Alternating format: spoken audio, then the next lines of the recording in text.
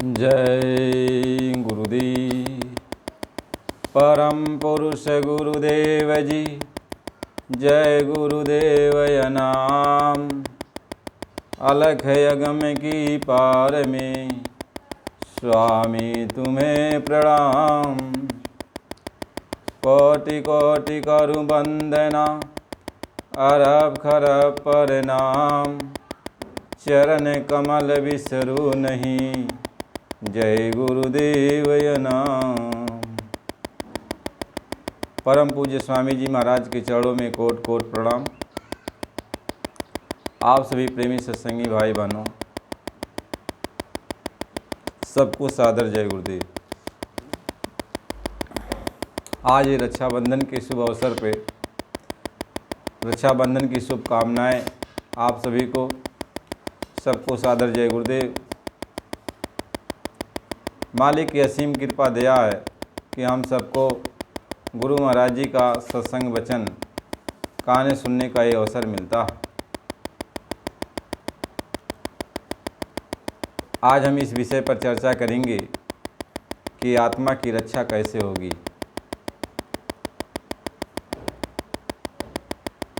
जब जब ये आत्मा मानव शरीर पाई और ये आत्मा का कहीं भी किसी भी प्रकार का कोई भी मदद करने वाला नहीं मिला। बहुत तकलीफ झेली आत्मा, नाना प्रकार के कष्ट झेली। दर्द तो आत्मा को ही पता चलता है जब नरकों में मारी जाती है, तड़पाई जाती है, काटी जाती है, सड़ाई जाती है, तपाई जाती है, जलाई जाती है। वह दुख जिसका लंबे अरसे तक वह दुख चलता है, जिसकी कोई गणना नहीं है कि कितना समय तक ऐसा दुख भोगना पड़ता है आत्माओं को। अपरंपार कष्ट होता है और आत्मा चिघार मचाती है।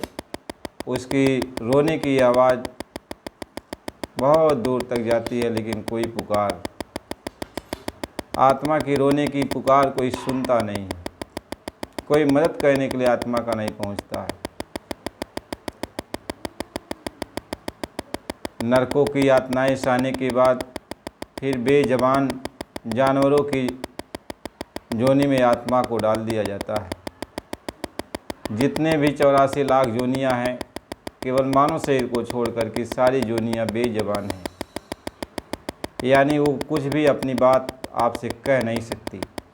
दुख होगा, सुख होगा, भूख लगेगी, प्यास लगेगी, कष्ट होगा, तकलीफ़ होगा, बीमारी होगी, क्या है क्या नहीं है, क्या दर्द परेशानी है, वो बयान नहीं कर सकती। ऐसे ही 84 लाख जोनियाँ भरमते भरमते कितना कष्ट। कभी पेड़ की जोनी मिल गई तो कई वर्षों तक एक ही जगह स्थिर रहो। पहाड़ की जोनी मिल गई तो पहाड़ों में बन के रहो। जहाँ पर भी अस्थावर की जोनी है, कहीं अंडज, अंडा से पैदा होने वाली जोनियाँ, चार ही खान हैं, अंडज, पिंडज, उद्मज और अस्थावर। उखमज के रूप में हम लोग पैदा हो जाते हैं जब गर्मी और ठंडी का मौसम तब्दील होता है, बरसात और गर्मी का मेल मिलाप होता है, गर्मी का और ठंडी का जब होता है परिवर्तन, तब ऐसे उखमज जीव जंतु पैदा हो जाते हैं। महात्मा ये समझाते हैं कि इस तरीके से 84 लाख जोनियाँ जो बनाई गई, इन सभी जोनियों में भरमते भरमते कष्ट सहते सहते तब ये मानव शरीर मिला। भटक भटक नर देहि पाई, और मन इंद्रिय मेली है मारा। तो भटकते भटकते नाना प्रकार का कष्ट झेलते झेलते जब हम लोगों को ये मानव शरीर मिला, जिसमें हम लोग बोल सकते हैं, अपनी बात कह सकते हैं, अपना दुख दर्द दूसरे से कह सकते हैं, बांट सकते हैं, दूसरों का दुख दर्द सुन सकते हैं, अपनी आत्मा को जगा सकते हैं, भगवान से भेंट कर सकते हैं, अपने घर जा सकते हैं, इतना इतना लंबा कष्ट झेलने के बाद, बहुत बड़ी ये अंधेरी रात थी, यह अंधेरी रात झेलने के बाद तब ये मानव तन मिला। कहीं यह तन तुमने और दुर्लभ पाया, कोटि जन्म भटे का जब खाया। यानी ये मानव तन बहुत दुर्लभ है, मिलना तो बड़ा मुश्किल है, लेकिन इतना कष्ट झेलने के बाद, इतना तकलीफ़ झेलने के बाद भटकती तभी हमें, आपको, सबको ये मानव शरीर मिला। इस शरीर कहीं यही देही को सिमिरहि देव, सो देहि भज हरि की सेव। कहते इसी शरीर को पाने के लिए, यानी इस मानव तन को पाने के लिए देवी और देवता भी सिमरन करते हैं, भगवान से अरदास करते हैं कि हमें भी एक बार मानव तन मिल जाए। क्यों? कि यह शरीर जो मिलता है इतना कष्ट झेलने के बाद, तो यह शरीर की खूबी क्या है कि साधन धाम मोक्ष कर द्वारा, और पाई न जेहि पार लोक संवारा। इसकी खूबी यह है, इसमें आप साधना कर सकते हो, यानी इस शरीर, यह शरीर जब मिल जाएगा तो अपने घर जाने की तुम साधना कर सकते हो, अभ्यास कर सकते हो। यानी अपने घर का मार्ग इसमें है, इसमें अपने घर जाने का मार्ग है। अपने घर जाने के मार्ग पर आप वापस आ सकते हो, जा सकते हो कि हम मार्ग को पकड़ लेंगे अब अपने घर चले जाएंगे, यही इसकी साधना है। इसमें जो है, इसी शरीर से आप अंदर का जो द्वार है, जो बंद है, जिस द्वार को खोलने के बाद ही आप अपने घर जाओगे, इस शरीर में वो कुंजी है, वो दरवाज़ा है, वह इसी शरीर से, वो दरवाज़ा में जो कुंजी है, ताला में जो दरवाज़ा बंद है उसमें जो ताला लगा है, उसकी जो कुंजी है इसी शरीर में ही मिलेगा। इसी शरीर से ही उसे कुंजी लगाया जाता है और दरवाज़ा खुल जाता है। आत्मा तब अपने घर जा सकती है। जिसको वज्र कपाट कहते, जिसको कुंज कहते हैं, वज्र ताला लगा हुआ है, वह ताला खुल नहीं सकता, तो इसी शरीर से वह ताला खुलेगा और इसी शरीर से आप अपने घर जा सकते हो, अपने धाम पहुंच सकते हो। कहन पाई न जेहि परलोक संवारा, जिसने भी इस शरीर को पाकर अपना परलोक नहीं बनाया, यानी अपने घर नहीं पहुंचा, महात्मा ये समझाते हैं। आप उसको इसलिए पूरी बात समझाते हैं कि देख बच्चा, तू कितना कष्ट झेल कर इस जगह पहुंचा, इस स्थान पर पहुंचा। यानी ये मानव तन तुमको बहुत कष्ट झेलने के बाद मिला है। अब इस मानव शरीर को पाकर तुम सिर्फ खाने पीने में, मौज मस्ती में, ऐश आराम में, इंद्रियों के भोगों में तुम लगा देते हो। खेती बाड़ी, दुकान, दफ्तर, मान बड़ाई, ईर्ष्या, जलन, राग, द्वेष, इसी में तुम लगा देते हो। इसी में पूरे समय को आप गंवा देते हो और आपको ये होश नहीं है कि यह मानव शरीर जो हमें आपको मिला है, इसका मेन काम क्या है, किस लिए मिला है, किस लिए भगवान ने हमको मानव शरीर दिया है। भगवान ये समझाते हैं कि देख, तुम्हें बहुत कष्ट दिया गया, नरकों में डाला गया, 84 में डाला गया, नाना कष्ट तुमको दिया गया। तब कहते चिरंकाल के बाद, यानी बहुत समय के बाद, यह देह समरिया, यह देह तुमको दिया गया इसलिए कि अब की बात हम तुम्हें एक मौका देते हैं। काल भगवान ने कहा, ईश्वर ने कहा कि हम तुम्हें एक मौका देते हैं। ये मानव तन का मौका देते हैं कि इस तन को पा करके तुम अपने घर चले जाना। हमारे देश का जो कानून है, जो कर्म कर जाए इसको अदा कर देना और अपने घर चले जाना। तुम्हारे ऊपर कोई अधिकार नहीं है, हम तुम्हें रोकेंगे टोकेंगे नहीं, हम तुम्हें स्वतंत्र करते हैं, तुम अपने घर जा सकते हो। यह शरीर मैं इसीलिए दिया हूँ। अब फिर इस शरीर से तुम अच्छा और ख़राब करोगे तो अच्छा करोगे तो अच्छा फल देंगे, खराब करोगे तो खराब फल देंगे। अच्छा करोगे तो स्वर्ग आदि वैकुंठ लोकों में भेजेंगे, खराब करोगे तो फिर वही नरक 84 में तुमको जाना पड़ेगा। बस तुम्हारी जो इच्छा है। और हमारे देश में अब तुम नहीं रहना चाहते हो, अपने देश जाना चाहते हो, तो अपने देश जाने के लिए इसमें दरवाज़ा लगा हुआ है, दरवाजे को खोल लेना। अपने घर जाने का मार्ग है, उस मार्ग पर मार्ग को पकड़ लेना, अपने घर निकल जाना। किसी महात्मा की खोज करके, जो अपने घर से, तुम्हारे घर से जो आता जाता है, यानी प्रभु के दरबार से जो आता और जाता है, जो वहाँ से आया हुआ है, ऐसे महात्मा की खोज कर लेना। वो अपने घर जाने का भेद बता देंगे, मार्ग बता देंगे, और उनके मार्ग बताए के अनुसार तुम चलोगे तो अपने घर चले जाओ। हम रोकेंगे टोकेंगे नहीं। लेकिन यदि मेरे यहाँ का तू कर्म करेगा तो मेरे यहाँ का जो कर्म करेगा उसका फल भोगने के लिए तुम्हें फिर रुकना पड़ेगा।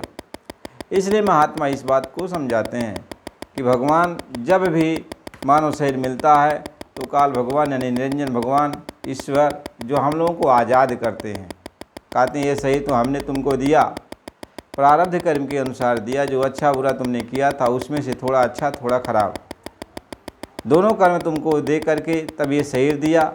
इसमें जब तक ये शरीर रहेगी तब तक कभी तुम्हें सुख मिलेगा, कभी तुम्हें कोई दुख मिलेगा, कभी सुख मिलेगा, कभी दुख मिलेगा। और तुम इसकी परवाह चिंता न करते हुए भक्ति में लग जाना, भजन में लग जाना, तो तुम पार हो जाओगे, अपने घर चले जाओगे। इसकी परवाह मत करना। क्या पहले प्रारब्ध बना, पीछे बना शरीर।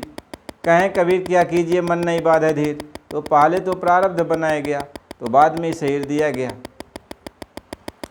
बाद में शरीर दिया गया तो प्रारब्ध तो दे दिया गया, तुमको क्या क्या भोगना है, भुगतना है, कैसे कैसे तुमको रहना है, ये सब दे दिया गया।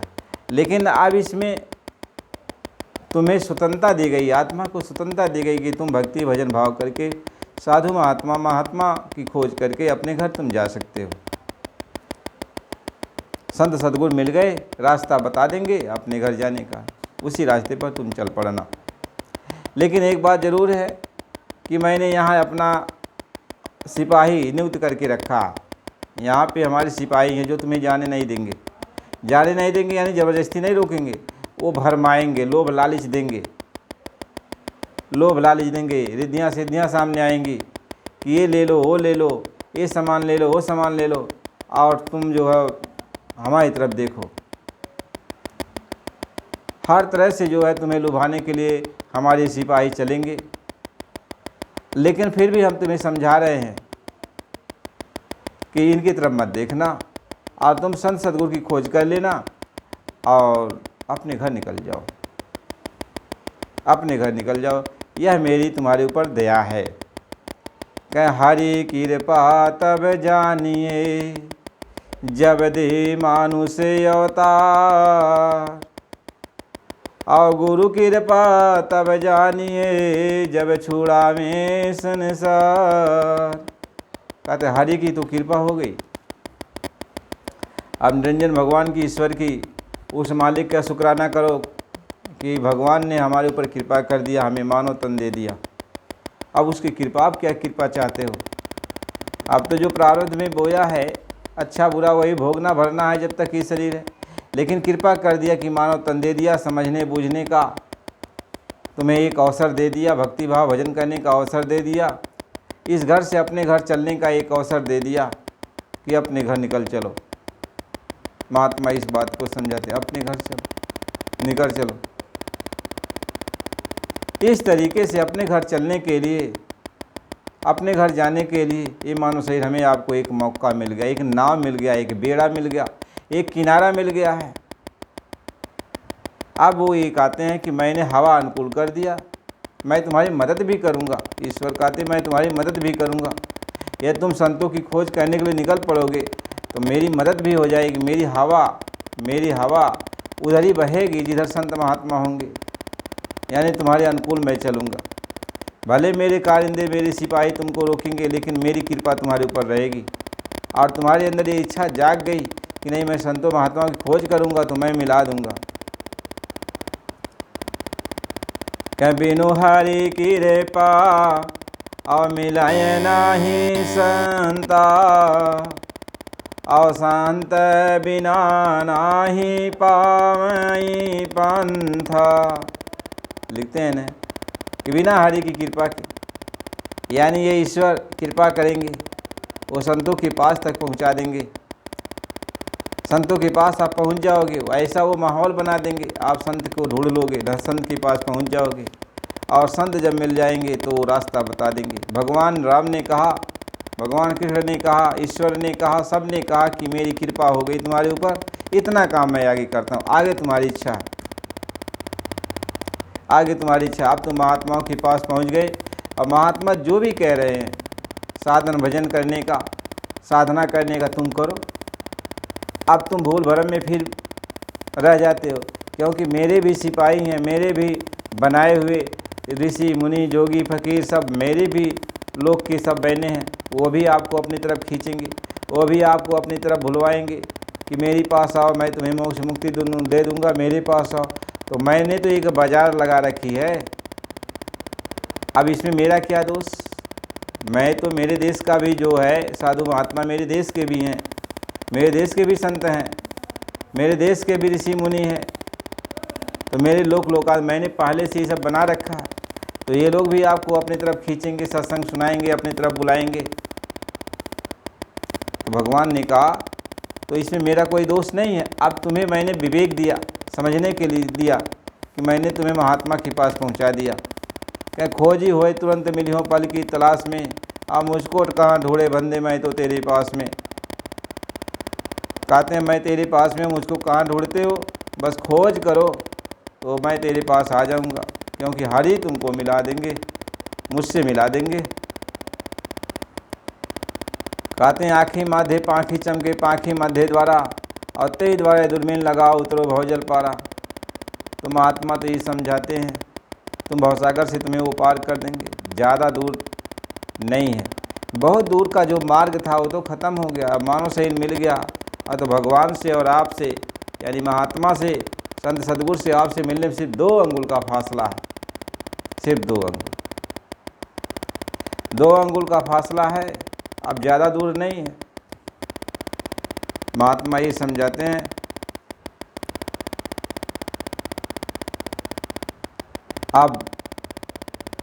अब हमें आपको प्रभु की भक्ति में लग जाना चाहिए। 2 अंगुल जानते हो क्या है? क्या 2 अंगुल का फासला है? इसको नहीं जानते? देखो आत्मा यहाँ बैठी है, यहाँ तीसरे तिल पे आत्मा बैठी है, ठीक इसके ऊपर सिर्फ 2 अंगुल के ऊपर वो परमात्मा बैठा हुआ है। यानी तीसरे तिल के एक छोर पे ये आत्मा बैठी है और दूसरे छोर पे वो परमात्मा बैठा हुआ। बस तुम जरा सा उठेगी और परमात्मा के पास पहुंच जाएगी। उठना है, तवज्जो देना है। जैसे तुम अपने तवज्जो के द्वारा और नीचे ही संसार में चली जाती हो, कितनी दूरी का भवसागर बहुत बड़ा है, अथाह है, कहाँ कहाँ तुम चली जाती हो, कितना दूरी पर चली जाती हो, तीसरे तिल से कितनी दूरी तक तुम चली जाती हो। उसी तरीके से तुम ऊपर की ख्याल लगा दोगी तो बस झट, उतना दूर नहीं जाना, झट मैं वहाँ पर बैठा हूँ और मैं मिल जाऊँगा। महात्मा ये समझा दे, ज्यों तिल माही तेल है, ज्यों चकमक में आग, और तेरा साही तुझ में जाग सके तो जाग। जैसे तिल में तेल होता है, पत्थर में आग होती है, फूल में सुगंधी होती है, मालिक इसी तरीके से तुम्हारे पास में है। अब वो तुम्हारे पास में है, तो जब संत महात्मा मिल जाते हैं तब लखा देते हैं, रास्ता बता देते हैं, कहते हैं अब चलो मालिक के पास। क्योंकि आत्मा जो है सीमा पर बैठी हुई है, स्वर्ग लोक की सीमा पर बैठी हुई है और मृत्यु लोक की सीमा पर, यानी दोनों के बीचों बीच बैठी हुई है।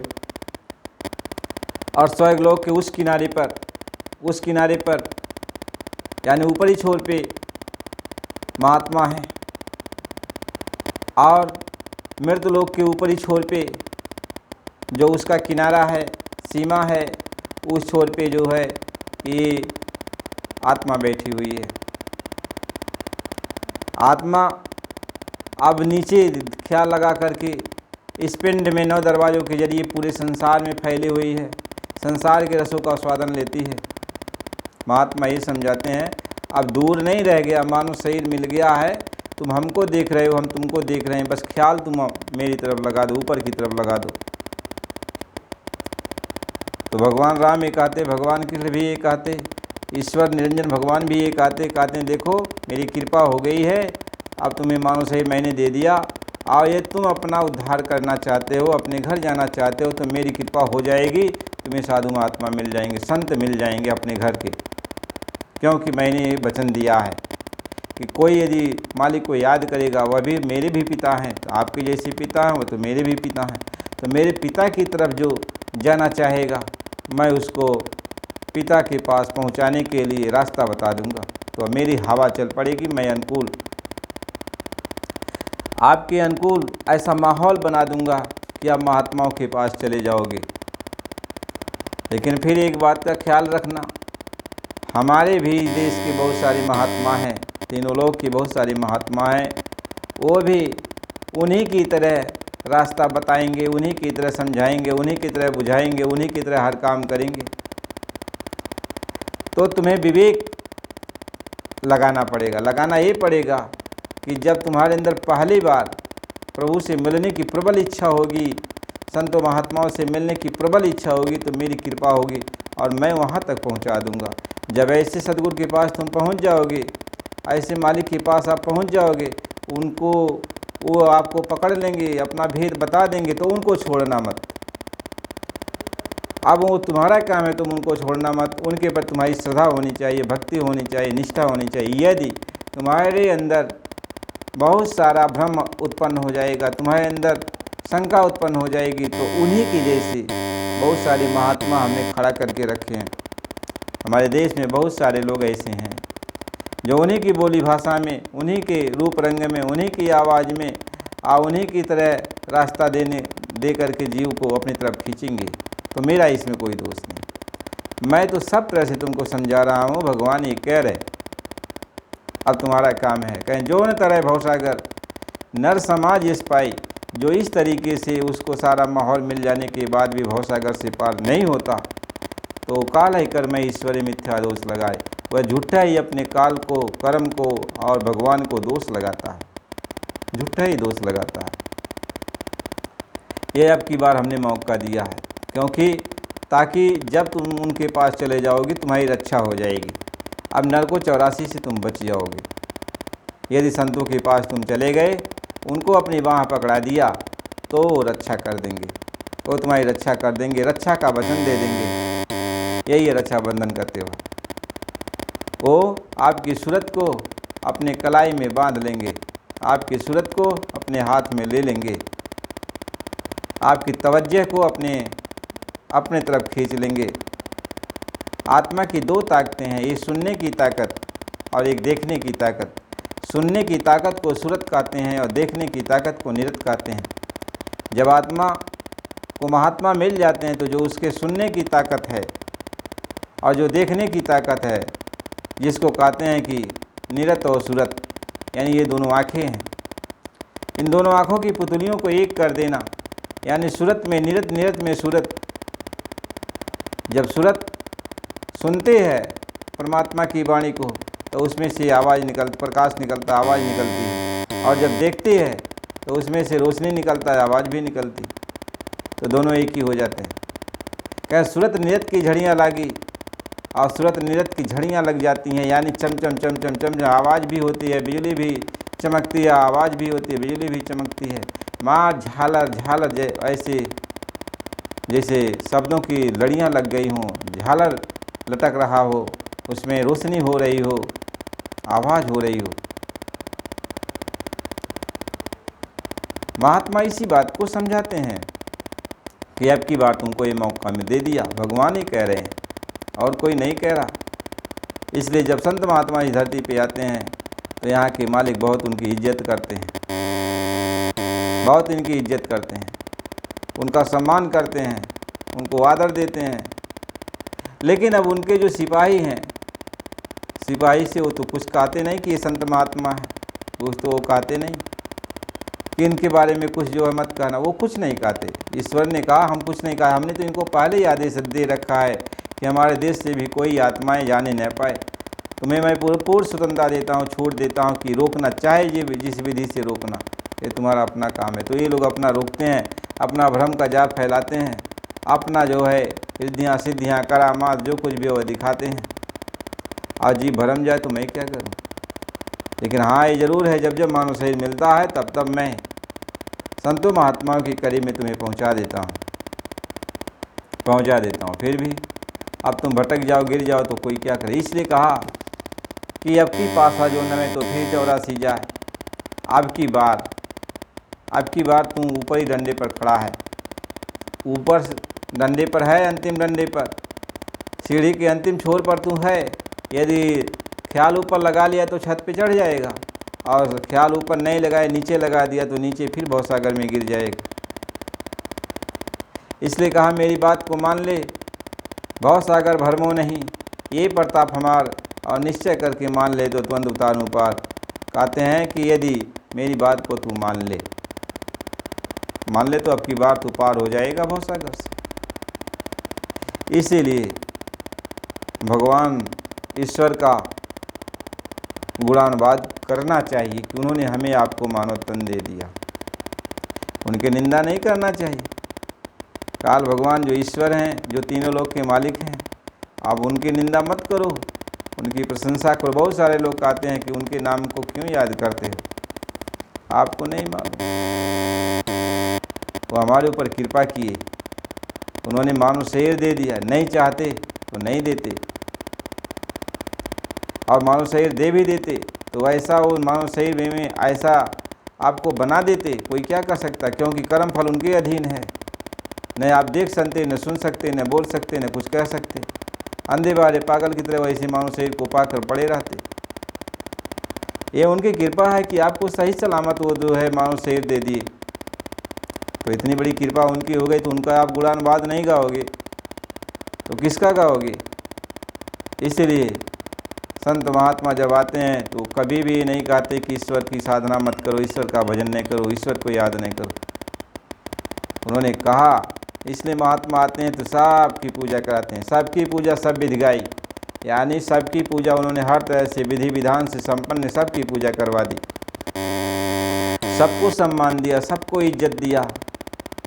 कहा यहाँ तक कि कहा कि जितने भी लोग हैं, पशु पंछी जीव जंतु, सबको उन्होंने प्रणाम किया। कहा सिया राम मैं सब जग जानूँ, और करहूँ प्रणाम जोर जुग पानूँ, यानी दोनों हाथ जोड़कर मैं सबको प्रणाम करता हूँ कि सिया राम में पूरा संसार ही है, सारा त्रिलोक ही सिया राम में बसा हुआ है, सारे त्रिलोक में वही भगवान हैं। हम उन्हें प्रणाम करते हैं, उनके जितने भी रूप हैं, जितनी भी शक्तियाँ हैं, उन सारी शक्तियों को हम प्रणाम करते हैं। इस धरती पर रहने वाले उनके जितने भी ऋषि मुनि जोगी फकीर जति सन्यासी, सबको मैं प्रणाम करता हूँ। महात्मा ये समझाते, क्योंकि वो सब में है, सब में है, इसलिए महात्मा सबको प्रणाम करते हैं, सबको इज्जत करते हैं, सबको सम्मान देते हैं। अपने प्रेमियों से कहते हैं, आत्माओं से कहते हैं, तुम इनकी निंदा मत करना, क्योंकि सबके अंदर गो गोचर जहाँ लग मन जाई, जहाँ तक तुम्हारा मन जाता है, जहाँ तक तुम्हारी दृष्टि होती, गो गोचर जहाँ लग मन, सो सब माया जानो भाई। यानी माया, पति भगवान और माया सब मिलजुल के एक ही हैं, वो सब जगह ये उन्हीं का खेल है।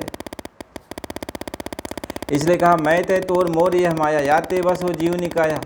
मैं और तय, तोर मोर, यह मेरी माया ही तो है, मेरा खेल ही तो है। इसी के बस होकर के जीव अपने आप को भूल चुका है, इसी लड़ाई झगड़े में फंस चुका है। लेकिन ये नहीं जानता कि ये मेरा एक रचना है, मेरा एक खेल है, मैं इस खेल को बनाता रहता हूँ और बिगाड़ता रहता हूँ। जो मेरी रचना को, मेरे इस खेल को किनारे बैठकर देखता है, कह राम झरोखे बैठ के सबका मुजरा ले, और जासी जाके जैसी चाकरी ताको तैसा दे। लेकिन जो झरोखे से बैठ करके देखता है कि ये तो सब खेल मालिक का ही है, और जब इसमें लोग फंस गए खेल में, तो जैसा वो अच्छा करते अच्छा फल खराब करते तो खराब फल वो देते हैं,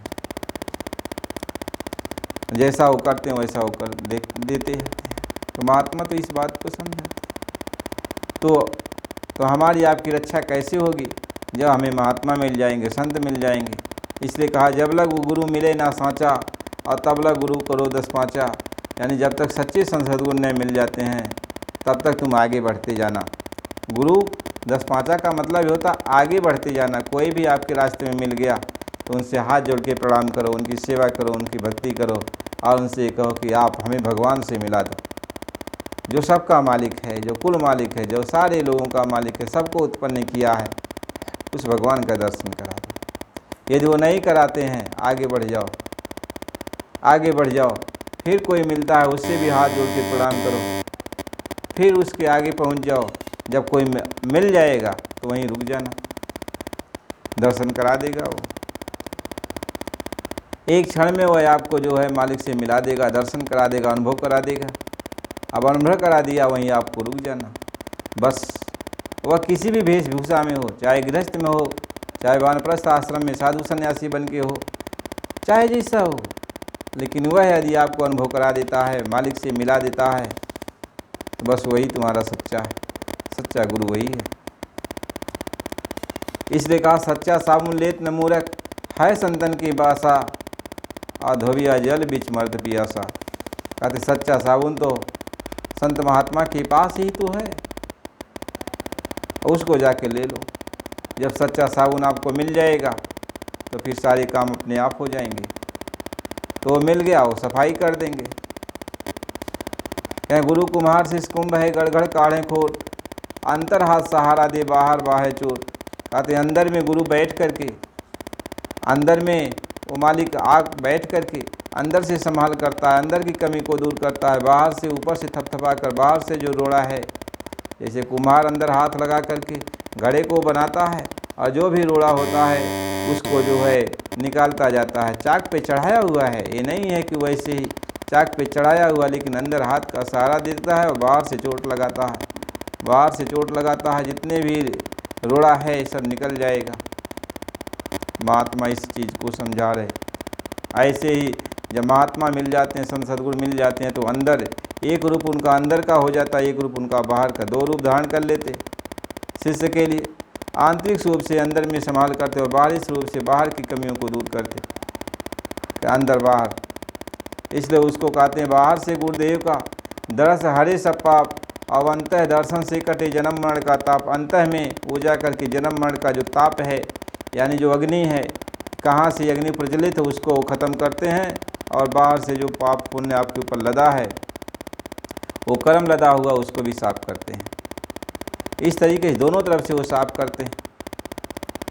इसलिए कहा बिन गुरु भवनी तरैन कोई, जो भी रंज शंकर सम होई, बिना गुरु के भवनित कोई पार नहीं हो सकता है। तो हमें गुरु के तरफ चलना चाहिए। इस सत्संग इसलिए जारी किया जाता है ताकि जो काल भगवान, ईश्वर भगवान, निरंजन भगवान हैं, उन्होंने कहा कि जब तुम्हारे अंदर इच्छा पैदा हो जाएगी प्रभु से मिलने के लिए, अपने घर जाने के लिए, तो मेरी मदद हो जाएगी। मैं दया कर दूंगा और तुम्हें संत महात्मा से मिला दूंगा। ये मेरा जिम्मा है, ये ईश्वर का जिम्मा है। ईश्वर कहते हैं बस तुम्हारे अंदर इच्छा जागृत हो। तो संत महात्मा जो है सत्संग जारी करते हुए आपके अंदर इच्छा पैदा करते हैं। पहले से यदि आपको जन्म से इच्छा उत्पन्न हो गई तो बड़ी खुशहाली की बात है।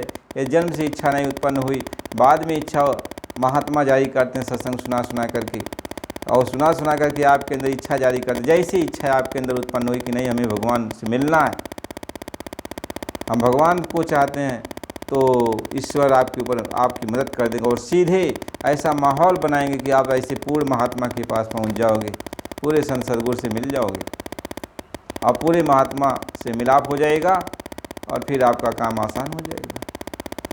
इसलिए महात्मा ये समझाते हैं सब कृपा, माता पिता ने आपको जन्म दिया, उनकी बड़ी कृपा हो गई, और जितने भी बड़े बुजुर्ग घर के हैं उन्होंने आपका लालन पालन किया, उनकी बड़ी कृपा हो गई। शिक्षक जिन्होंने आपको पढ़ाया लिखाया, उनकी बड़ी कृपा हो गई। दुनियादार के जो सद्गुरु मिलते गए, वो भी आपको दुनिया का मार्ग दिखाया, उनकी भी बड़ी कृपा हो, सबकी कृपा होती चली गई।